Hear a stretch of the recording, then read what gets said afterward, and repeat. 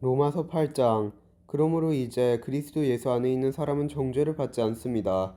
그것은 그리스도 예수 안에서 생명을 주시는 성령의 법이 죄와 사망의 법에서 여러분을 해방시켰기 때문입니다. 율법이 죄의 본성 때문에 연약하여 할 수 없었던 것을 하나님께서는 죄를 없애기 위해 자신의 아들을 죄 있는 사람의 모양으로 보내심으로써 행하셨습니다. 하나님께서는 죄인들 속에 거하고 있는 죄에 대해 유죄 판결을 내리셨습니다. 이렇게 하여 죄의 본성에 따라 살지 아니하고 성령에 따라 살고 있는 우리에게 율법의 의로운 요구들이 완벽히 이루어졌습니다. 죄의 본성을 따라 사는 사람들은 죄의 본성이 바라는 일을 생각하지만 성령을 따라 사는 사람들은 성령이 바라시는 일을 생각합니다. 죄의 본성의 지배를 받는 사람의 생각은 죽음이지만 성령의 지배를 받는 사람의 생각은 생명과 평강입니다. 죄의 본성이 생각하는 것은 하나님을 거스르는 것입니다. 그것은 하나님의 법에 복종하지 않을 뿐 아니라 할 수도 없습니다. 죄의 본성의 지배를 받는 사람은 하나님을 기쁘시게 할 수 없습니다. 그러나 하나님의 영이 여러분 안에 계시다면 여러분은 죄의 본성이 지배를 받지 않고 성령의 지배를 받게 됩니다. 누구든지 그리스도의 영이 없는 사람은 그리스도에게 속한 사람이 아닙니다. 반면 그리스도께서 여러분 안에 계시다면 여러분의 몸은 죄 때문에 죽은 존재이지만 여러분의 영은 의 때문에 살아 있습니다. 예수님을 죽은 사람들 가운데서 다시 살리신 분의 영이 여러분 안에 살아계시면 여러분 안에 계신 그분의 영으로서 여러분의 죽을 몸도 살리실 것입니다. 그러므로 형제 여러분, 우리는 빚을 진 사람들입니다. 그러나 죄의 본성을 따라 살아야 하는 죄의 본성에 빚진 사람이 아닙니다. 죄의 본성에 따라 산다면 여러분은 죽을 것입니다. 그러나 성령의 도우심을 받아 몸의 악한 일을 죽인다면 여러분은 살 것입니다. 왜냐하면 하나님의 영으로 인도받은 사람들은 누구나 하나님의 자녀이기 때문입니다. 여러분이 받은 성령은 여러분을 다시 두려움에 이르게 하는 노예로 만드는 영이 아니라 여러분을 하나님의 자녀가 되게 하는 영이십니다.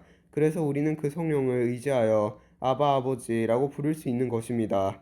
성령께서는 친히 우리의 영과 함께 우리가 하나님의 자녀라는 것을 증언합니다. 자녀라면 또한 상속자이기도 합니다. 우리는 하나님의 상속자이며 또한 그리스도와 공동의 상속자입니다. 그래서 우리는 그리스도께서 누리시는 영광에 참여하기 위해 그분이 겪으신 고난에도 참여하는 것입니다. 나는 현재 우리가 겪는 고난은 장차 우리에게 나타날 영광과 비교하면 아무것도 아니라고 생각합니다. 모든 피조물은 하나님의 자녀들이 나타나기만을 간절히 기다리고 있습니다. 피조물은 허무하게 되었습니다. 그렇게 된 것은 피조물이 원해서가 아니라 그렇게 하신 하나님의 뜻 때문이었습니다. 하지만 소망은 있습니다. 그것은 피조물도 썩어짐의 굴레에서 해방되어 하나님의 자녀가 누리는 영광스러운 자유에 참여하리라는 소망입니다.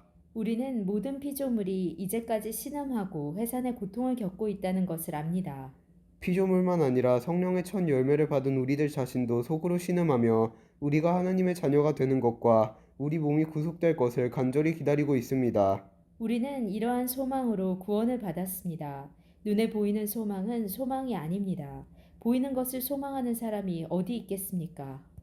따라서 우리가 아직 보지 못한 것을 소망한다면 우리는 그것을 인내함으로 기다려야 합니다.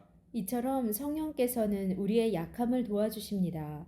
우리는 무엇을 기도해야 하는지도 모르지만 성령께서는 말로 다 표현할 수 없는 간절함으로 우리를 위해 중보기도를 하십니다. 사람의 마음을 꿰뚫어 보시는 하나님께서는 성령의 생각이 무엇인지를 아십니다. 그것은 성령께서 하나님의 뜻에 따라 성도들을 위해 중보기도를 하시기 때문입니다. 우리는 하나님께서 모든 일을 하나님을 사랑하는 사람, 즉 하나님의 목적을 위해 부름을 입은 사람들의 선을 위하여 하신다는 것을 알고 있습니다. 하나님께서는 전부터 아셨던 사람들을 그분의 아들과 동일한 형상을 갖도록 미리 정하시고 하나님의 아들을 많은 형제들 중에서 맏아들이 되게 하셨습니다.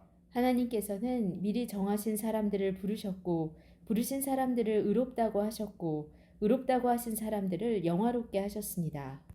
이 점에 대해 우리가 무엇이라고 말할 수 있겠습니까? 하나님께서 우리 편이시라면 누가 우리를 대적하겠습니까? 자기 아들까지도 아끼지 않고 우리 모두를 위해 내어주신 분께서 그 아들과 함께 우리에게 모든 것을 은혜로 주지 않으시겠습니까? 하나님께서 택하신 사람들을 누가 고소할 수 있겠습니까? 의롭게 하시는 분은 하나님이신데 누가 감히 죄가 있다고 판단하겠습니까? 죽으신 분은 그리스도 예수이십니다.